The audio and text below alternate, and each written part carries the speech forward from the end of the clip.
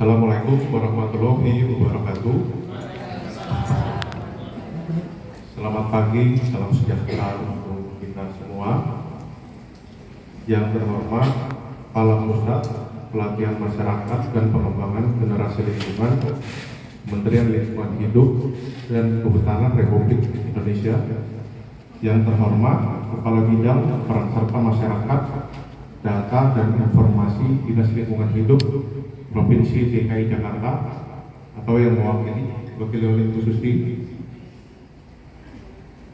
Selamat datang untuk dari kementerian nanti Bu Nadia dan Ibu Susi. Yang terhormat para kepala suku dinas di lingkungan Kota Administrasi Jakarta Pusat. Yang terhormat para kepala sekolah adiwiyata yang hadir di ruangan ini dan seluruh yang hadir di ruangan ini yang tidak dapat saya sebutkan satu persatu, tidak mengurangi rasa hormat saya. Pertama-tama puji dan syukur kita panjatkan kehadiran Allah Subhanahu wa taala, Tuhan Yang Maha Esa. Atas berkah dan rahmat-Nya kita dapat berkumpul di aula SMK 14 ini dalam rangka sosialisasi penguatan gerakan peduli dan berbudaya lingkungan hidup di sekolah.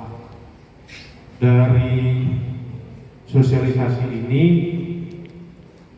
kita berharap bahwa anak didik kita di tingkat sekolah memiliki kesadaran akan pentingnya menjaga lingkungan.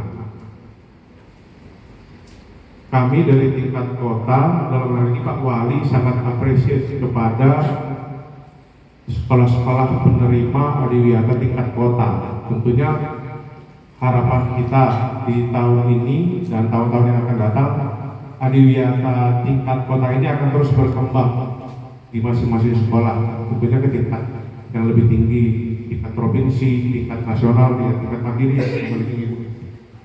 Seperti itu. Jadi di adiwiyata ini pun nanti tidak hanya dari sekolah yang akan mendukung, tetapi dari semua institusi terkait seperti dari Sudin LH, dari SDA. Ayo kita sama-sama Bapak Ibu menata sekolah-sekolah agar anak didik kita di tingkat sekolah ini sadar akan pentingnya menjaga lingkungan. Nanti akan ada sosialisasi dari Ibu Nadir, dari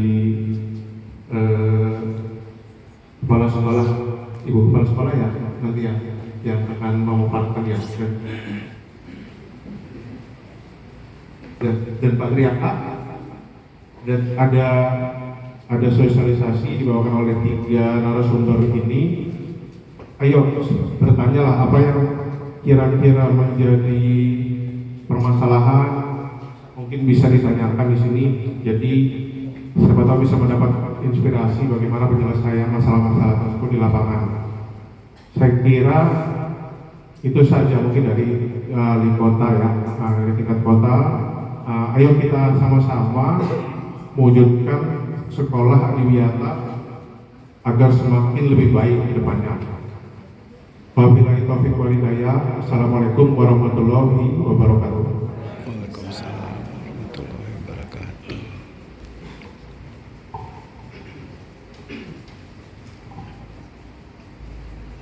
Terima kasih kepada Bapak Roni, Bagian Pembangunan Lingkungan Hidup Administrasi Lingkungan Hidup Wali Kota Administrasi Jakarta Pusat. Kita kasih aplaus Bapak Ibu. Baik Bapak Ibu, selanjutnya mari kita dengarkan pengarahan dari Dinas Lingkungan Hidup Provinsi DKI Jakarta, yaitu Bu Susi Andriani, Ketua Subkelompok Pemberdaya Masyarakat. Kepada Ibu Susi Andriani kami persilakan.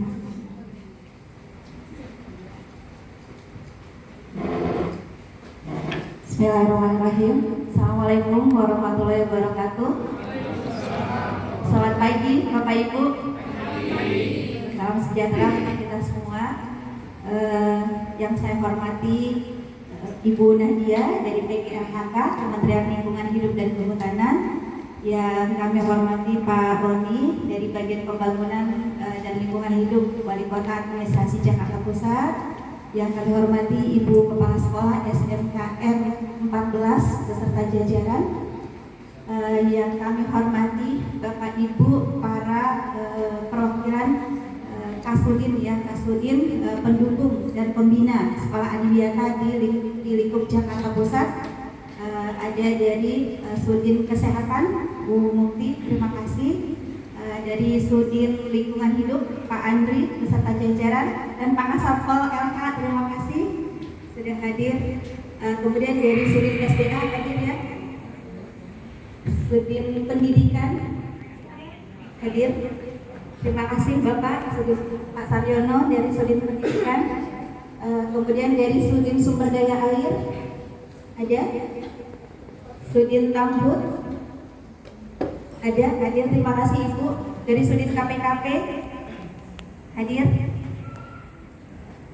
Ya, sambil menunggu. Baik. Dan yang kami banggakan Bapak Ibu Kepala Sekolah di Jakarta Pusat yang sedang menuju ke Adiwiyata Nasional dan Mandiri yang sudah berkumpul pada pagi hari ini. Jadi Bapak dan Ibu, memang kami dari Dinas Lingkungan Hidup menjelang puasa ini sedang melakukan roadshow ya Bapak Ibu. Jadi dari DLK awalnya kami sudah mengumpulkan para kasatpol, kemudian dari Sudin LK, termasuk juga dari Dinas Pembina Sekolah Adiwiyata. Jadi dinas-dinas pembinanya seperti yang tadi saya sebutkan, ada dari Dinas Pendidikan, Dinas Kesehatan, Sumber Daya Air, Tambut, KPKP, ya dari berbagai dinas. Nah, kami juga sudah datang, Bapak izin kami sudah berkunjung ke Dinas Pendidikan dan kami sudah melakukan sosialisasi juga kepada para pengawas sekolah dari seluruh wilayah kota DKI Jakarta. Nah, jadi hari ini alhamdulillah kita di sini bisa berkumpul untuk tujuan utamanya adalah bersilaturahmi ya Bapak dan Ibu. Kita bisa berkumpul di sini, nanti akan ada materi yang disampaikan oleh Bu Nadia, oleh Pak Triaka, yang izin Pak Triaka tadi belum disebut Pak Triaka, tim kami dari LP3ES yang alhamdulillah sudah selalu mendampingi Bapak dan Ibu dalam pengusulan sekolah Adiwiyata. Nah, jadi Bapak dan Ibu, Adiwiyata itu bertingkat atau berjenjang ya. Mungkin Bapak dan Ibu sudah melewati jenjang Adiwiyata tingkat kota. Kemudian juga terakhir mungkin sudah sampai dengan Adiwiyata tingkat provinsi. Dan sekarang akan menuju ke Adiwiyata tingkat nasional dan ada beberapa sekolah yang menuju ke Adiwiyata tingkat mandiri. Mohon izin kalau yang menuju Adiwiyata tingkat nasional berapa sekolah? Boleh tunjuk tangan yang sedang menuju ke mandiri.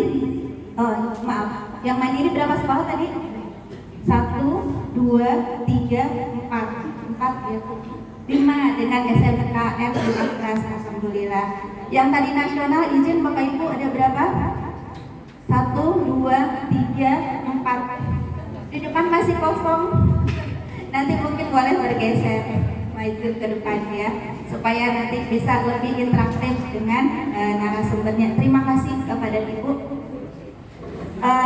Yang perlu kami sampaikan dan kami ingatkan adalah ketika Bapak dan Ibu menuju kepada Adiwiyata tingkat nasional dan tingkat mandiri, karena kita tahu bahwa Adiwiyata ini yang paling penting adalah pendokumentasian kegiatan, sehingga kami dari Dinas Lingkungan Hidup memang tidak mau terburu-buru ya. Kami juga tidak mau terlalu istilahnya nge-push pihak sekolah harus buru-buru menyiapkan berkas yang sangat tebal. Biasanya berkas itu di print. Kalau sekarang sudah tidak ada yang di print lagi kan Bapak Ibu ya, termasuk di SMKN 14 tidak di print kan ya Bu. Nah, karena memang kemarin itu ada pertanyaan juga, kok sekolah Adiwiyata RPP-nya semua untuk pengusulan masih di print. Nah, Nah, untuk pengusulan adiwiyata, Bapak dan Ibu, kita sudah sejak tahun kemarin tidak ada lagi berkas yang dikirimkan dalam bentuk hard copy. Semuanya sudah dalam bentuk file. File itu digabung di satu Google Drive. Google Drive itu nanti yang akan diupload ke sistem SIDIA, sistem adiwiyata milik PGLHK. Nah, sehingga memang kita berupaya untuk menerapkan perilaku ramah lingkungan hidup di sekolah itu melalui kegiatan sehari-hari, sehingga dokumen-dokumen itu tidak usah Bapak Ibu print lagi seperti sebelumnya. Kalau tahun-tahun sebelumnya memang kami mengumpulkan tebal banget Bapak dan Ibu, itu semua kita kirim ke Kementerian KHK. Selain mengirimkan soft file-nya, kita kirim juga berkas yang seperti itu. Tapi sejak adanya SIDIA itu sudah less paper semuanya. Nah, termasuk di Dinas Lingkungan Hidup, ketika pengusulan untuk tingkat provinsi, penghargaan untuk tingkat provinsi, kami pun mintanya dalam bentuk soft file saja. Ya, tidak ada berkas yang harus di print. Nah, ini mungkin yang perlu diingatkan ya teman-teman pembina, Mbak Oli dan teman-teman Jakarta Pusat.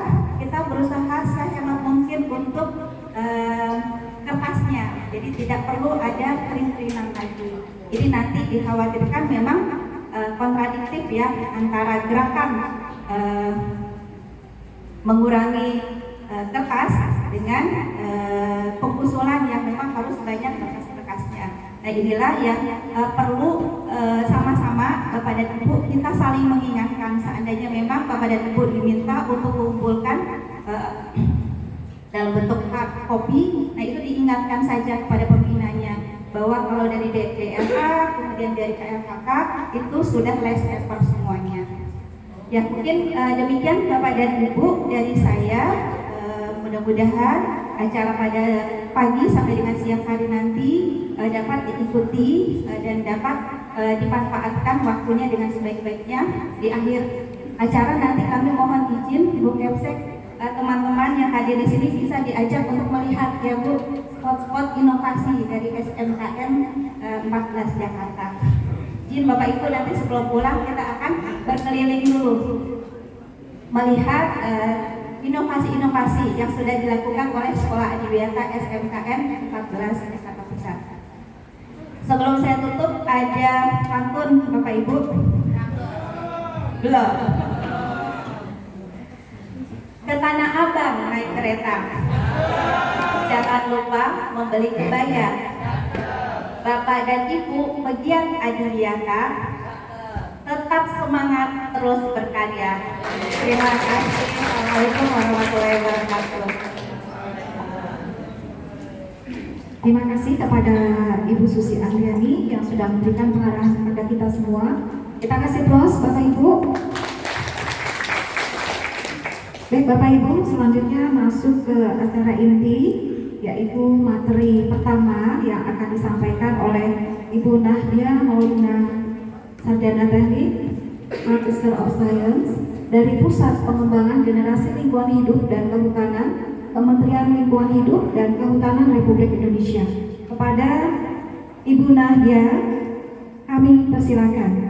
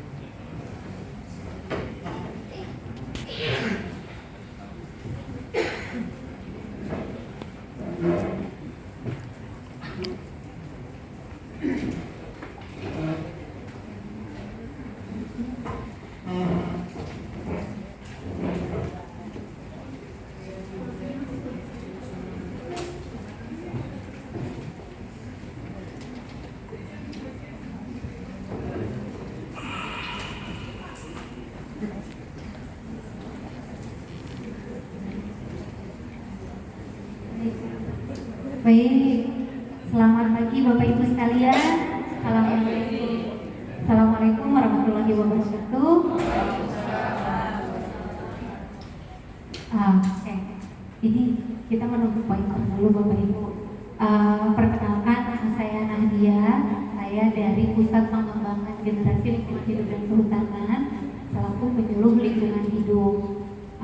Bapak Ibu, tadi di sini sudah sudah ditanya yang akan menjadi sekolah diyata nasional ada 5 sekolah ya Bapak Ibu, kemudian yang mandiri juga 5 sekolah, betul?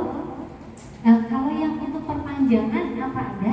Yang Bapak Ibu sekolah diyata tahun berapa? Yang nasional tahun 2017. Ada yang mendapat diyata nasional atau mandiri di bawah tahun 2020? Oh ada. Berapa Bu? Bapak Ibu? Oke, 1, 2, 3, 4, 5, 6. Baik.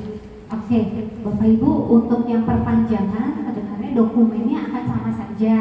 Namun prosesnya ini harus segera dilakukan sebelum pengusulan calon sekolah diyata mandiri dan nasional tahun 2024. Jadi ini kita akan sosialisasi lagi, refresh lagi ya Bapak Ibu supaya lebih tepat dalam pemberkasan dokumen dan administrasi.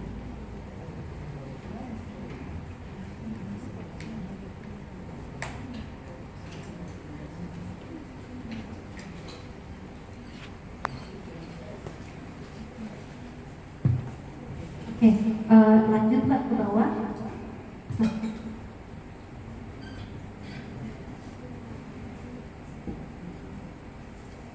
Ya, Bapak dan Ibu, ini slide-nya kurang pas gimana ya?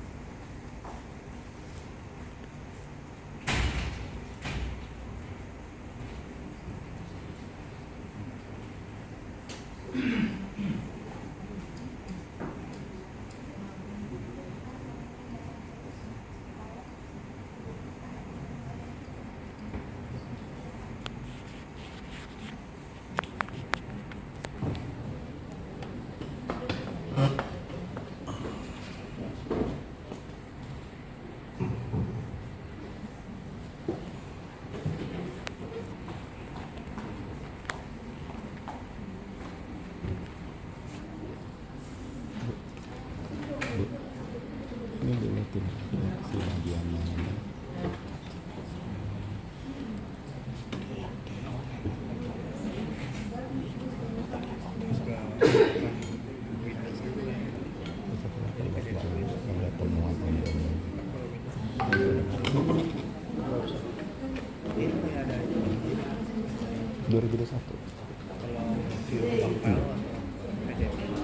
Oh, nah ini gara-gara ini saya nggak Nadia sekarang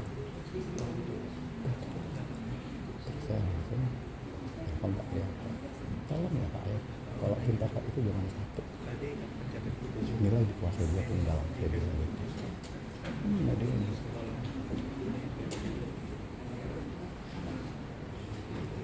Kemarin saya udah pulang mau balik Bu, di mana letak kekurangannya bagus kan, udah dari gitu. Udah pokoknya ada anak yang memilah sampahnya nggak tepat. Dia punya tindak bisa di sekolah. Tadi saat masuk dia datang sendirian.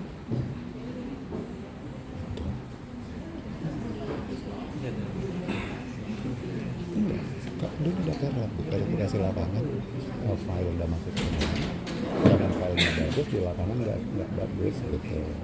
Ini udah sesuai semua permintaan dengan administrasi.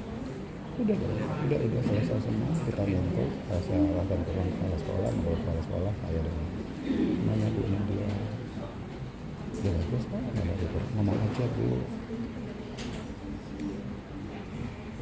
sudah kementerian, dia tim penilainya dan dia sendiri nggak tim. Jadi kan nggak fair dong. Yang itu kan tim dong yang nilai, datang dia sendiri. Tim dong, harus ada 3-4 orang biar objektif.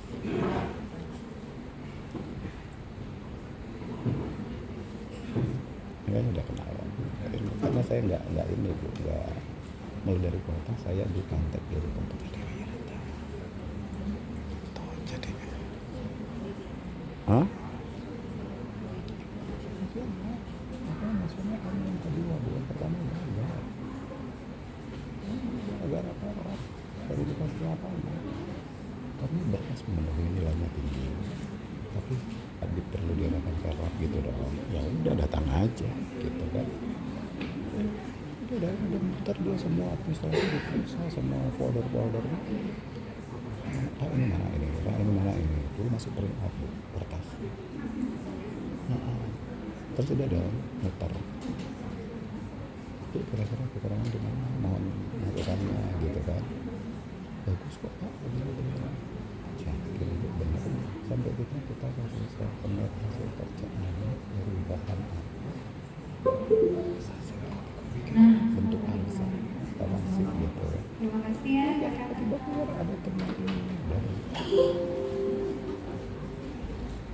Iya, baik. Alhamdulillah sudah pas nih ukurannya. Iya Bapak Ibu. Jadi untuk dasar hukum gerakan peduli dan berbudaya lingkungan hidup di sekolah itu adalah Permen Lingkungan Hidup tahun Permen Lingkungan Hidup dan Kehutanan nomor 52 dan 53 tahun 2019. Untuk Permen LHK nomor 52 itu adalah mengenai gerakan PBLHS, yaitu gerakan peduli dan berbudaya lingkungan hidup di sekolah, dan P53 adalah mengenai penghargaan adiwiyata. Jadi kami ini agak mengganti terminologi adiwiyata karena untuk menghindari adanya kompetisi semacam lomba saja.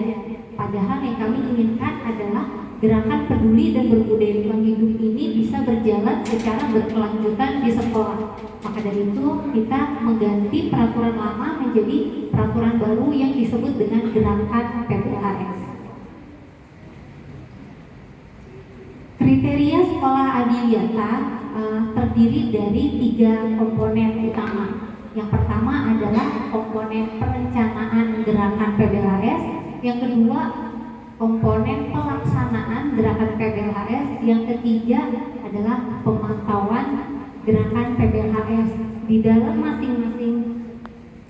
dalam masing-masing komponen ini terdapat standar-standar yang nantinya dijadikan indikator atau pertanyaan yang ada di dalam SIDIA atau Sistem Informasi Adiwiyata dan makro Excel kalau waktu Bapak Ibu masih menggunakan waktu masih menjadi sekolah adiwiyata kabupaten kota kemudian provinsi. Nah, untuk tahapan penilaian calon sekolah adiwiyata pada intinya ada 2. Yang pertama adalah seleksi administrasi, yang kedua pemenuhan kriteria. Nah, untuk pemenuhan kriteria ini dilakukan 2 penilaian. Yang pertama adalah penilaian dokumen dan verifikasi lapangan. Untuk calon sekolah adiwiyata nasional, nilai terendah nilai terendah untuk mendapatkan sekolah adiwiyata nasional adalah 90, sedangkan untuk mendapatkan sekolah adiwiyata mandiri nilai minimalnya adalah 95. Nah, untuk seleksi administrasi, jadi ketika Bapak Ibu semua sudah menyelesaikan pemberkasan, dokumentasi, kami pertama kali melakukan yang namanya seleksi administrasi. Untuk seleksi administrasi bagi calon sekolah adiwiyata nasional dan calon sekolah adiwiyata mandiri itu dibedakan Bapak Ibu. Terima kasih Kak. Untuk calon sekolah adiwiyata nasional, dokumen yang kami akan lihat administrasinya hanya 2. Yang pertama, surat usulan dari DLH Provinsi dan salinan SK Adiwiyata Provinsi. Jadi kalau Bapak Ibu yang tahun ini mau mengusulkan jadi sekolah Adiwiyata Nasional, nah, untuk seleksi administrasi cukup memenuhi 2 syarat ini. Nah, yang untuk menjadi calon sekolah Adiwiyata Mandiri ini yang agak banyak dan biasanya banyak berguguran juga sudah dimulai dari seleksi administrasi. Yang paling membedakan untuk calon sekolah Adiwiyata Nasional dan Mandiri adalah di pembinaan sekolah IMBAS. Pembinaan sekolah IMBAS untuk calon sekolah Adiwiyata Mandiri hanya minimal 2 saja. Namun itu dilakukan dalam periode minimal 6 bulan dan status pembinaannya pada saat sebelum dibina sampai sudah dibina itu harus sudah naik level untuk sekolah binaannya yang itu. Nah, ini yang masih kami secara internal menemukan banyak ketidaksamaan atau banyak kesalahan atau mungkin sudah berguguran nih calon sekolah Adiwiyata Mandiri pada saat kami memeriksa dokumen atau administrasi dari pembinaan sekolah IMBAS. Jadi alur ini harus Bapak Ibu pahami. Jadi yang pertama ketika sekolah sudah menjadi sekolah Adiwiyata Nasional, maka langkah selanjutnya adalah mengusulkan kepada DLH atau dari DLH yang mengusulkan. Jadi artinya saling berkomunikasi dengan DLH untuk membina sekolah IMBAS minimal 2, boleh lebih. Nanti dari DLH akan membuat SK penetapan sekolah IMBAS. Nah, pada saat SK penetapan sekolah IMBAS itu keluar, nah mulai sejak itu Bapak dan Ibu sudah bisa mulai membina. Dan status sekolah yang dibina, 2 sekolah tadi misalnya, itu harus diketahui dulu statusnya apa. Apakah sudah adiwiyata atau belum adiwiyata? Kalau sudah adiwiyata, adiwiyata apa? Adiwiyata kota atau provinsi? Karena pada saat akhir pembinaan yang kami lihat, yang kami nilai juga adalah sekolah tersebut harus sudah naik level. Jadi misalnya ini, dari calon sekolah adiwiyata yang belum adiwiyata untuk jenjang SD dan SMP minimal sudah harus menjadi sekolah adiwiyata kabupaten kota. Kemudian untuk level SMA sudah menjadi sekolah adiwiyata provinsi. Yang tadinya misalnya dibina awal sudah adiwiyata kabupaten atau kota menjadi sekolah adiwiyata provinsi, dan yang sudah menjadi adiwiyata provinsi menjadi sekolah adiwiyata nasional. Nah, untuk pembinaan dilakukan minimal 6 bulan. Dan pada saat pembinaan tersebut kan ada prosesnya ya Bapak Ibu ya. Pembinaan itu kan ada perencanaan. Kapan mau dibina, materi apa yang mau dibina, siapa yang diundang, kemudian materinya apa. Nah, ini harus disusun laporannya Bapak Ibu. Laporannya isinya minimal ada 5. Jadi jadwal pembinaan. Jadi misalnya setelah ditetapkan menjadi sekolah adiwiyata nasional, Bapak Ibu mau membina 2 sekolah dalam waktu 8 bulan ke depan. Nah, itu kan sudah bisa dibuat, misalnya di bulan kedua mau membuat materi tentang komponen perencanaan atau aspek kebersihan, sanitasi dan fungsi drainase gitu. Dan seterusnya nanti di bulan ketiga materinya apa, bulan keempat materinya apa. Nah, di dalam pelaksanaan pembinaan itu kan juga pasti mengundang atau minimal bersurat kepada sekolah yang bersangkutan bahwa akan dilakukan pembinaan.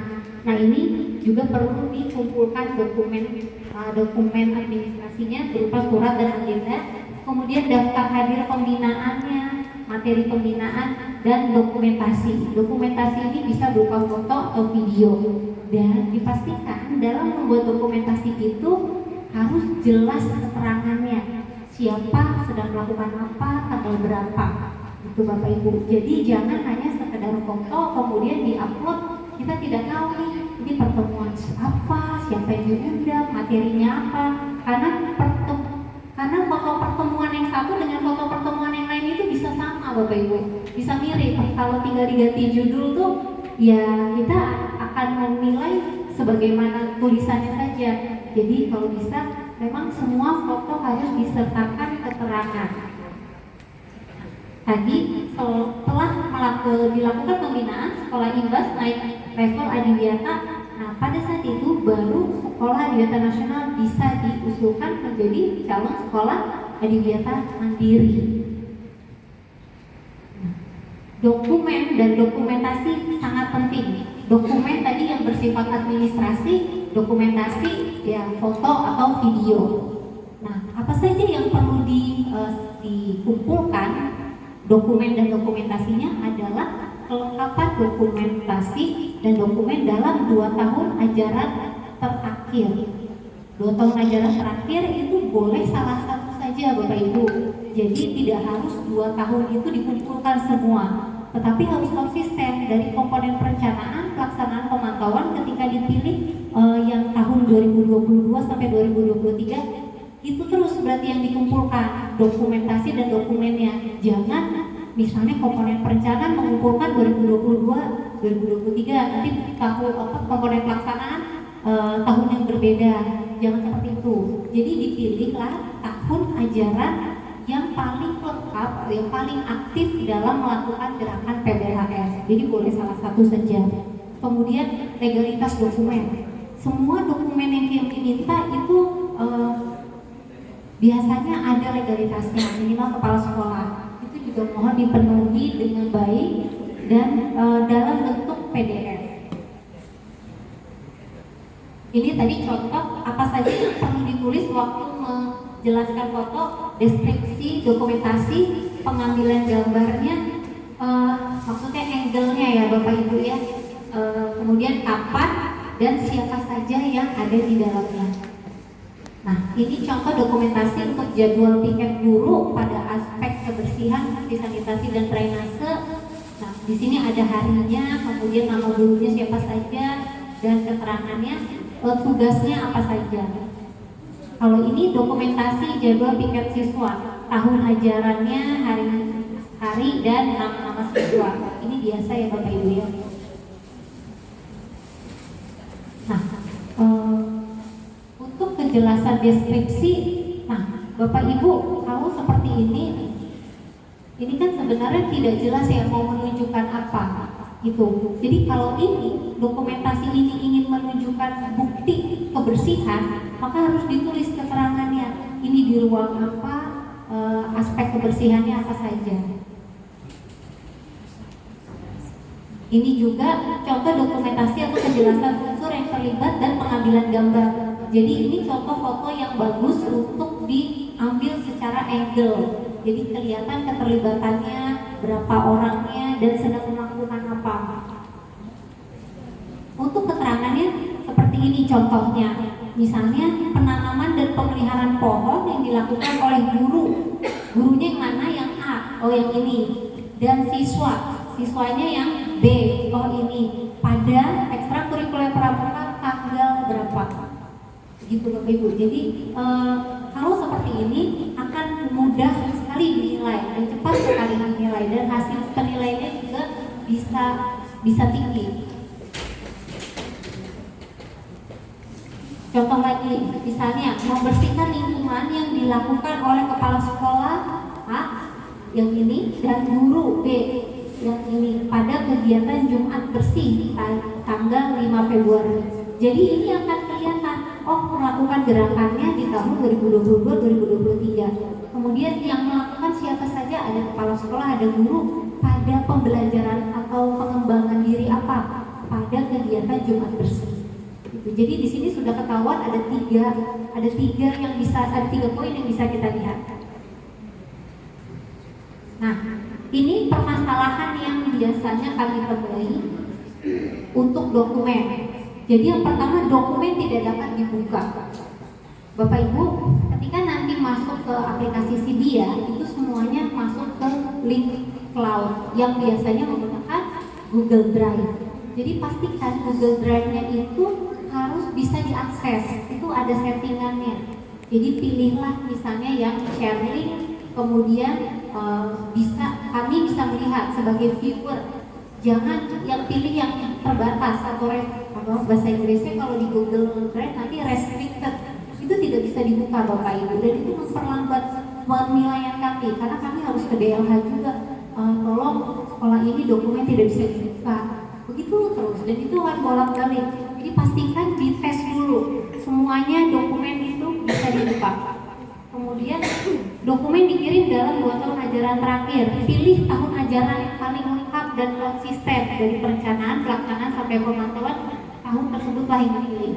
Dokumen berupa doc atau zip, disarankan bentuknya PDF karena ada keterbatasan kapasitas dari server Cydia, dan pengesahan dokumen tidak ada atau tidak meyakinkan. Kalau misalnya Bapak Ibu mengirimkan RPP, kemudian tanda tangan kepala sekolahnya itu di scan, tapi scannya tempelnya itu kelihatan banget, maka itu tidak meyakinkan Bapak Ibu, kurang meyakinkan. Jadi kalau bisa misalnya kepala sekolahnya memiliki tanda tangan digital, ada stempel digital, dan itu betul sudah bisa memang dilakukan, silakan digunakan itu. Jadi utuh begitu dokumennya, tidak tempel-tempelan. Banyak dokumen yang tidak relevan dalam folder indikator. Hanya jadi Bapak Ibu, misalnya di indikator tentang pengelolaan sampah, tolong yang dimasukkan ke dalam folder tersebut hanya upaya dan unsur pengelolaan sampah saja. Jangan semua aspek pelaksanaan dimasukkan ke situ, tim penilai suruh cari sendiri. Itu namanya ngerjain tim penilai, harus buka satu-satu. Dan nanti kita harus lihat lagi, oh tadi di folder yang sana ada nih tentang indikator apa, padahal nggak nyambung sama pertanyaannya. Jadi pastikan foldernya itu sesuai dengan pertanyaannya atau indikator. Nama folder dan isi folder tidak sesuai, ini sama juga, dan unsur foto tidak dijelaskan dengan baik. Jadi harus beri deskripsi singkat. Nah itu Bapak Ibu untuk dokumen dan dokumentasi yang kita sering dapatkan ketika menilai. Jadi semakin Bapak Ibu lengkap, semakin Bapak Ibu sesuai dengan ketentuan, maka kita semakin cepat menilai dan hasilnya juga bisa optimal. Nah, untuk perencanaan gerakan PBHS ada 4 standar. Jadi kriteria sekolah dibiarkan tadi ada 3 komponen. Yang pertama itu adalah perencanaan. Perencanaan ini bahasa sederhananya atau diibaratkan ini janji-janjinya Bapak Ibu semua. Janjinya seperti apa ketika menyusun rencana gerakan. Rencana gerakan ini disusun berdasarkan laporan identifikasi potensi masalah di sekolah dan laporan EDS. Yang kedua, bagaimana janji Bapak Ibu di sekolah dalam melibatkan seluruh warga sekolah, dalam melibatkan kepala sekolah, dewan pendidik, komite, peserta dan masyarakat. Bagaimana rencana gerakan diintegrasikan ke dalam dokumen 1 KTSP dan terintegrasi ke dalam RPP. Bagaimana perencanaan sekolah untuk memasukkan aspek perilaku ramah lingkungan itu ke dalam dokumen-dokumen yang ada di sekolah yang nantinya akan diimplementasikan atau dibuktikan dalam komponen pelaksanaan. Jadi untuk indikator, jadi ini masing-masing standar ini kan punya indikator. Indikator tuh nanti kalau di Cydia bentuknya pertanyaan. Jadi ini seperti pertanyaan. Pertanyaan pertama adalah kesesuaian rencana gerakan dengan laporan EDS dan hasil IPMLH. Bukti pendukung Bapak Ibu perlu lihat, yang Bapak Ibu perlu siapkan adalah dokumen IPMLH. Dokumen IPMLH, laporan EDS, dan tabel rencana gerakan. Nah, permasalahan yang sering kami temukan Bapak Ibu dalam menyusun IPMLH, sekolah itu masih banyak yang hanya mengisi permasalahan dan atau isu di tingkat sekolah saja. Padahal kami maksudnya ada isu di tingkat sekolah, lokal dan global. Jadi itu harus masuk Bapak Ibu. Kalau misalnya itu tidak masuk, itu pasti nilainya kurang. Gitu. Jadi harus ada isu lokal. Lokal itu adalah yang misalnya ada di area kabupaten kota atau di kecamatan gitu. Dan global ya misalnya isu perubahan iklim, penipisan lapisan ozon, kemudian isu-isu lingkungan yang bersifat global, krisis keanekaragaman hayati. Jadi tolong dibantu untuk membesarkan perencanaan sampai tingkat lokal global. Kemudian EDS. kebanyakan sekolah mengirimkan laporan EDS itu adalah rapor mutu atau rapor pendidikan. Yang kami minta bukan itu Bapak Ibu ya. Jadi yang kami minta adalah laporan EDS sesuai kinerja 8 standar pendidikan di bidang lingkungan. Dan untuk rencana gerakan, nah tabel rencana gerakan ini sebenarnya disusun ketika sudah melakukan penyusunan laporan IPMLH dan EDS. Dan tabel rencana gerakan disusun sebenarnya itu mulai tahun ajaran. Mulai tahun ajaran itu kan bulannya bulan apa Bapak Ibu? Bulan Juni ya. Nanti kalau di permen itu ada lampiran untuk format rencana gerakan, ada kolom bulan 1, 2, 3. Itu maksudnya bukan bulan Januari, Februari, Maret, tapi bulan awal tahun ajaran. Jadi bulan Juni, Juli, Agustus. Gitu ya Bapak Ibu ya. Jadi dimulainya itu bukan per Januari, karena ini diharapkan sudah dibuat pada saat mulai tahun ajaran baru. Masih ada yang menginginkan rencana gerakan hanya tahunan, tidak ada yang 4 tahunan. Kami juga meminta 4 tahunan Bapak Ibu. Oke. Nah, untuk standar berikutnya, indikator berikutnya adalah kami menanyakan keterlibatan. Jadi kami tanyakan sebenarnya biasanya kalau di perencanaan ini bagaimana mengintegrasikan dan keterlibatan. Untuk keterlibatan pada saat menyusun rencana gerakan, pada saat mengintegrasikan aspek perilaku ramah lingkungan ke dalam RPP, ke dalam RPP, siapa saja yang diundang, istilahnya gitu. Apakah semua unsur diundang? Apakah hanya tim Adiwiyata saja? Nah, jadi Bapak Ibu, memang dalam melakukan perencanaan ini semua unsur harus dilibatkan. Ada keterwakilannya, ada keterwakilan dari kepala sekolah pasti, kemudian guru,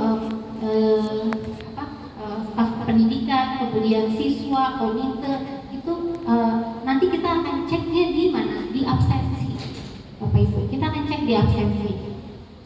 Nah, ini bukti pendukungnya, kita akan lihat undangannya, bagaimana, kapan diundang, rapatnya tentang apa, daftar hadir, notulensi rapat, dan foto atau video. Permasalahannya biasanya kami temui, nah ini sebenarnya kita tuh ngasih clue Bapak Ibu, kita ngasih kisi-kisi, jangan melakukan permasalahan ini, gitu ya. Rapat-rapat pembahasan perencanaan tidak disertai dengan notulensi rapat yang menunjukkan keterlibatan para pihak. Jadi kita tidak tahu ini siapa yang datang, materinya apa, dan bukti dokumentasi tadi tidak jelas. Kadang ada foto, yang penting orang kumpul aja, ternyata dibilangnya rapat perencanaan, rapat pengintegrasian, tapi tidak terlalu jelas materinya itu apa.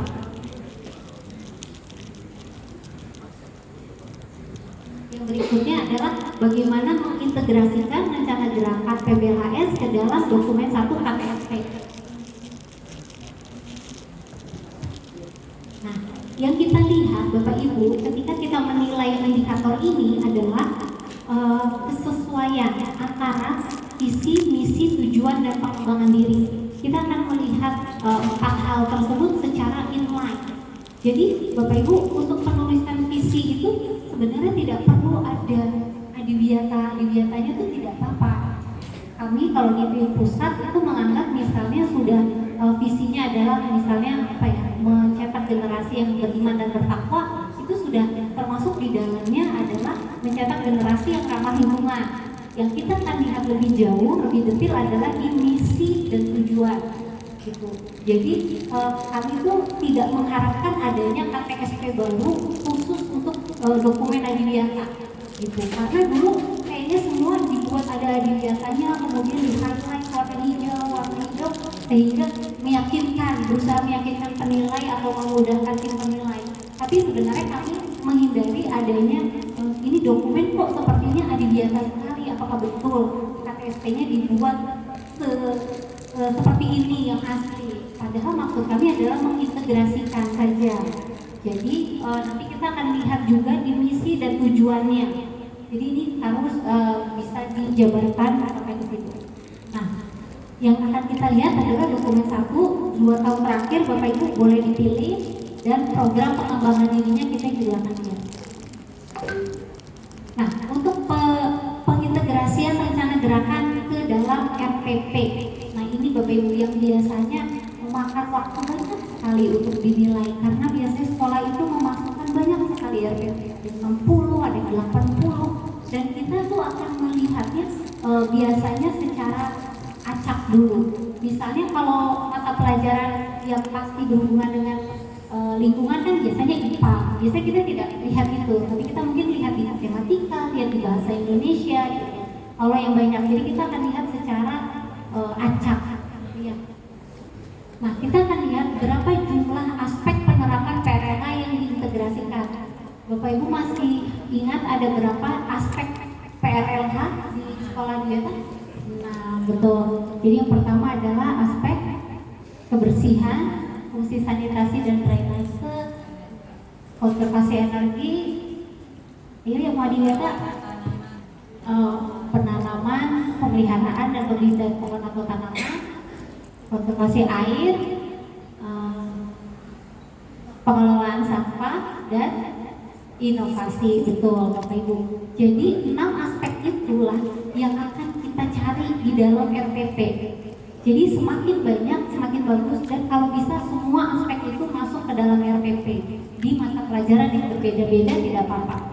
Nah, berapa persen RPP yang mengintegrasikan aspek penerapan PRLH? Nah, Bapak Ibu kalau saya tidak salah ya, kalau dalam membuat RPP itu kan ada KD-nya, kemudian tema pembelajaran, ada kegiatan pendahuluan, kegiatan inti. Nah, kami tidak akan melihat hanya di temanya saja Bapak Ibu, kita akan melihat sampai ke inti pembelajaran, apakah nyambung dengan tema yang sudah ditulis. Misalnya bahasa Indonesia, membuat puisi gitu ya, nanti di bawahnya betul tidak ada kaitannya dengan lingkungan di kegiatan inti, di penugasannya ada tidak kaitannya dengan lingkungan gitu. Jadi kami dalam menilai akan membaca menyeluruh sampai kegiatan inti. Lalu kalau misalnya ada sekolah yang menuliskan pembiasaan untuk memungut sampah sebelum mulai belajar, itu sudah termasuk dalam pengintegrasian. Kami tidak menilai itu sebagai integrasi Bapak Ibu. Kalau pembiasaan memungut sampah pada saat pendahuluan belajar, itu kami tidak menilainya sebagai RPP yang sudah diintegrasikan. Itu adalah kebiasaan sehari-hari. Jadi kita nilai adalah di kegiatan intinya, penugasan dan penelitian.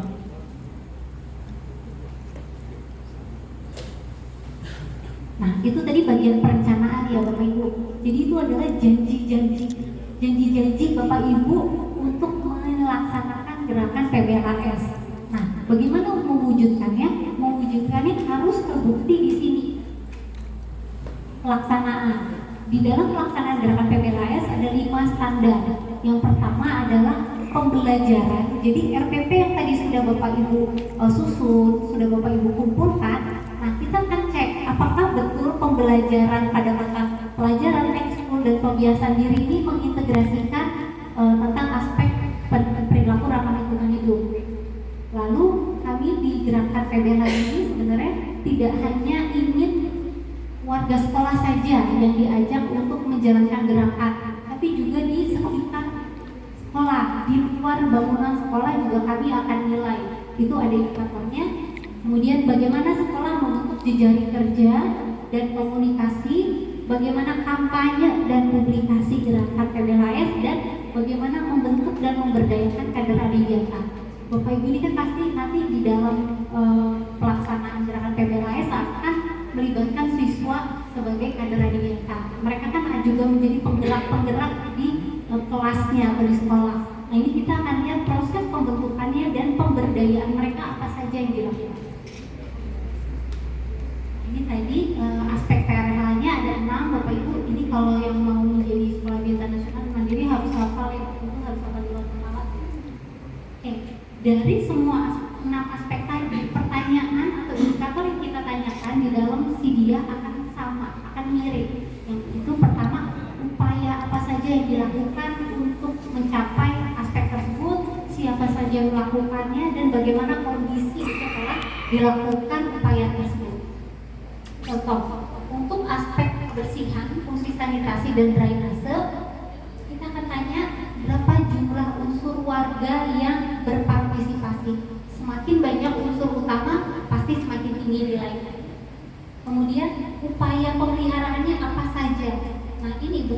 pendukung yang bisa Bapak Ibu upload adalah pertama daftar tiket sekolah karena ini menunjukkan keterlibatan siswa, kemudian dokumentasi hasil praktek atau penugasan, ini adalah bukti pendukung dari RPP Bapak Ibu sudah dijalankan.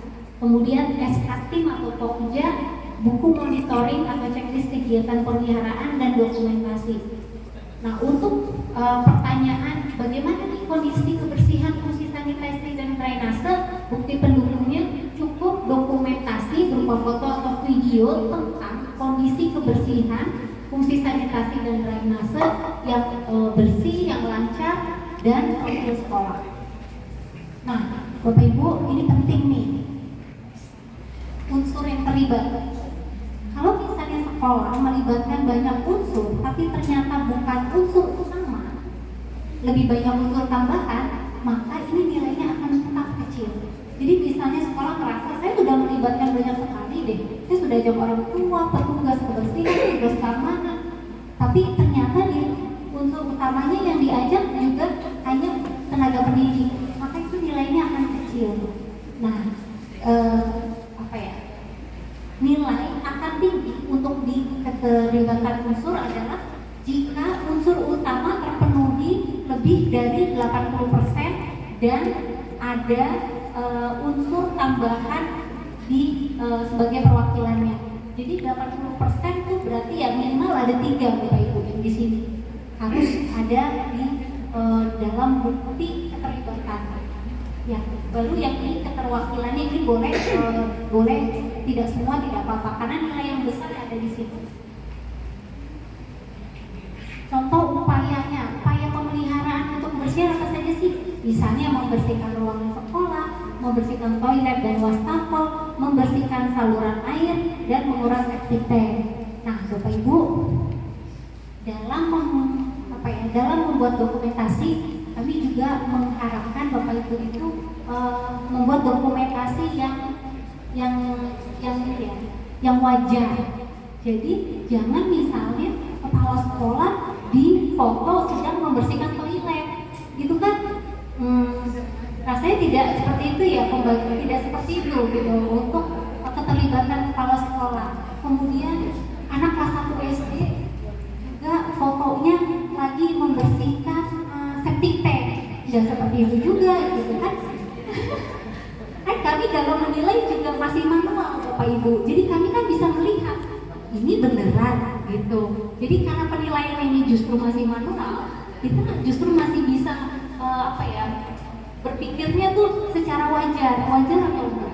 Jadi kalau misalnya kepala sekolah sudah memberikan aturan atau tata tertib yang ditandatangani tentang upaya kebersihan, itu sudah termasuk keterlibatan gitu. Jadi yang wajar. Jadi memang kepala sekolah ada di level kebijakan atau regulasi, itu juga sudah termasuk keterlibatan. Maka dari itu bukti dari aturan atau tata tertibnya harus diupload ya. Nah, kemudian tadi juga kalau anak yang masih kecil mungkin di rumah nggak pernah bersihin toilet, kok di sekolah bisa-bisanya disuruh bersihin toilet buat difoto gitu. Jadi kita akan melihat kewajarannya juga. Nih, contoh untuk praktek penugasan penelitian dalam mata pelajaran untuk IPA bisa dibuat praktek pembuatan geopori, kemudian sumber resapan, penjernihan air. Untuk bahasa Indonesia bisa, contohnya bisa ada penugasan pembuatan poster, narasi kampanye. Nah, untuk kondisi yang kami maksud dengan kondisi kebersihan adalah kebersihan lingkungan sekolah dari sampah dan debu dan kotoran lainnya. Nah, untuk yang dimaksud dengan fungsi sanitasi adalah terpeliharanya atau berfungsinya toilet, tempat cuci tangan, dan tempat wudhu. Untuk drainase yang kami maksud adalah terpeliharanya atau berfungsinya saluran air dan sungai. Jadi ini harus dibuktikan dengan foto-foto Bapak Ibu, foto kebersihan, foto fungsi sanitasi berjalan baik, dan fungsi drainase juga lancar. Aspek pengelolaan sampah. Ada beberapa pertanyaan. Yang paling banyak pertanyaannya adalah tentang upaya. Bagaimana upaya sekolah dalam mengurangi dan menggunakan kembali sampahnya? Ini pilihan jawabannya di sini dia tuh bisa hampir ada 30-an. Seperti itu. Dan yang untuk daur ulang, bagaimana upaya sekolah untuk mendaur ulang sampahnya? Bukti pendukung yang dikumpulkan. Ini mirip-mirip Bapak Ibu sama foto dokumentasi dari setiap aksi yang dilakukan. Kemudian jika ada pokja, ada pembagian SK yang ada keterlibatan guru, siswa, tugasnya apa, itu juga bisa. Kemudian bukti tertulis penyerahan sampah kepada pihak ketiga untuk didaur ulang. Nah, lalu pertanyaan lagi adalah bagaimana melibatkan peserta didik dalam upaya pengelolaan sampah. Bukti pendukungnya bisa jadwal tiket, dokumentasi, dan SOP pengelolaan sampah. Bapak Ibu, nanti kalau di Sidia itu ada jawaban yang membedakan kader, adiwiyata, dan siswa. Jadi kami tuh sebenarnya memintanya kalau misalnya ada penyerahan sampah dari bank sampah ke pihak ketiga, itu yang didokumentasikan adalah pada saat sampah di bank sampah itu diangkut. Jadi bukan hanya foto bank sampahnya saja, bukan hanya foto pengepulnya saja, tapi ada proses anak-anak yang ditugaskan menjadi pokja pengelola sampah itu ikut terlibat di situ, ikut membawa, ikut menyerahkan, seperti itu. Jadi jangan hanya foto bangunannya saja atau sampahnya saja malah, tapi anak unsurnya itu tidak ada. Jadi ini harus diperhatikan. Kemudian persentase pengurangan timbulan sampah.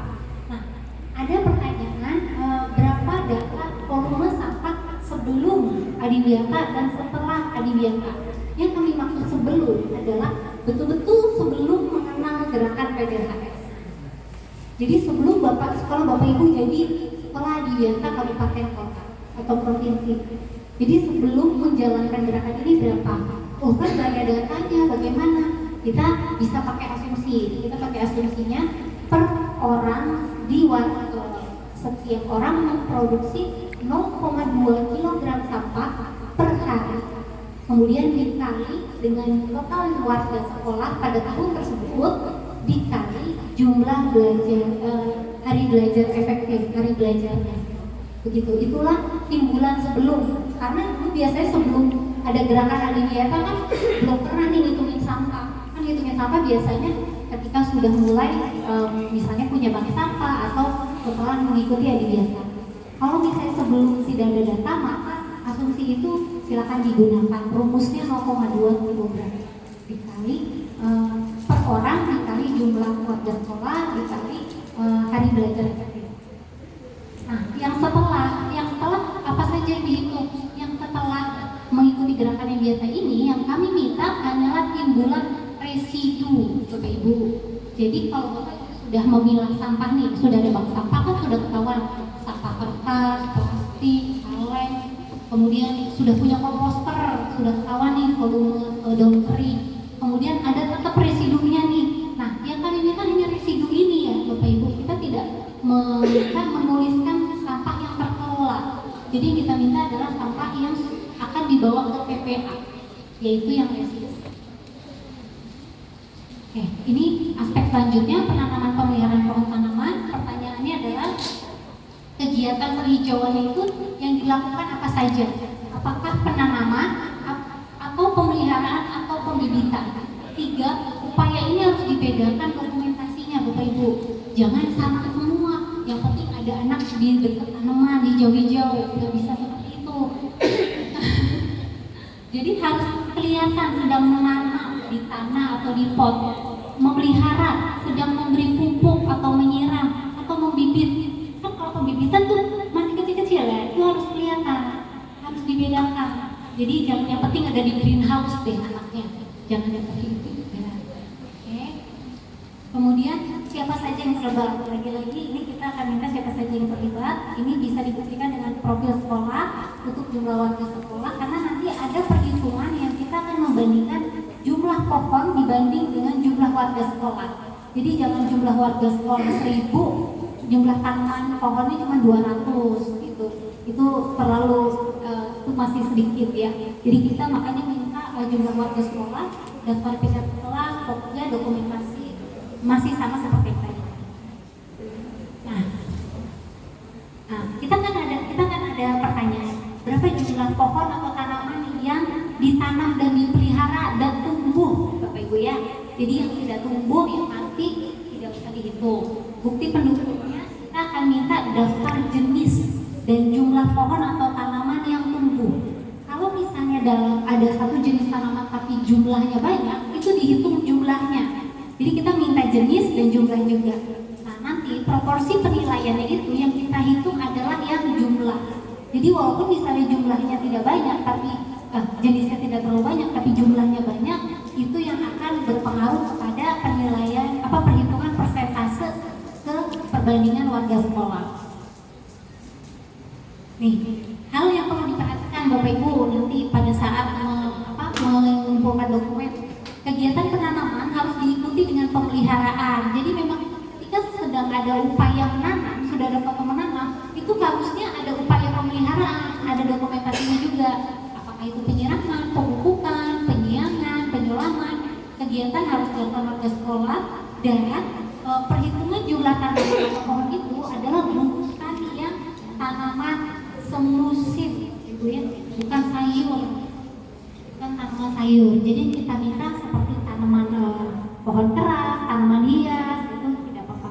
Tapi kalau sayur, tanaman semusim itu tidak dihitung sebagai jumlah tanaman, tapi dihitung sebagai upaya penanaman atau pembibitan. Nah, ini aspek konservasi air. Di aspek konservasi air kita tidak menanyakan tentang keterlibatan, kita hanya menanyakan tentang upayanya apa saja. Apa yang Bapak Ibu lakukan untuk mengkonservasi air di sekolah? Contoh upayanya bisa pemanenan air hujan, pembuatan lubang biopori, pembuatan sumur resapan, pemanfaatan air bekas wudhu, air bekas cuci tangan, pemanfaatan air sungai, dan pemeliharaan instalasi air. Masing-masing ini harap ada dokumentasinya. Kemudian aspek konservasi energi juga sama, yang kami minta hanya apa upayanya, tidak ada keterlibatan, tidak ada kondisi, gitu ya. Kita meminta, nah ini ada contoh-contohnya, apakah menggunakan cahaya alami, mencabut saklar elektronik, menggunakan lampu LED, panel surya, membuat himbauan-himbauan, dan melakukan sosialisasi. Oke, Bapak Ibu, sekarang inovasi. Inovasi ini yang selalu masih sepertinya ada perbedaan persepsi antara tim penilai dengan sekolah. Yang kami maksud dengan inovasi, Bapak Ibu, adalah ini bisa berupa penemuan baru atau bisa penemuannya lama tapi dimodifikasi, ada kebaruannya. Jadi misalnya ada alat baru, misalnya sekolah membuat alat baru, itu bisa inovasi. Tapi misalnya itu alatnya sudah lama, kita sudah tahu kok ada alat itu, tapi ada unsur kebaruannya, itu juga kami maksud sebagai inovasi. Jadi bukan hanya alat, tapi bisa juga gagasan, bisa juga metode, bisa juga ide. Jadi contohnya gini Bapak Ibu, inovasi misalnya kompos. Mungkin kompos itu kan sudah bukan, bisa dibilang bukan inovasi baru ya. Tapi semua mungkin sekolah yang sudah dibiarkan punya komposter. Tapi bisa disebut inovasi jika Bapak Ibu bisa menemukan formula starter yang membuat kompos tersebut bisa matang dan dipanen dalam waktu 2 minggu. Gitu. Jadi biasanya kompos itu kan panen 3 bulan.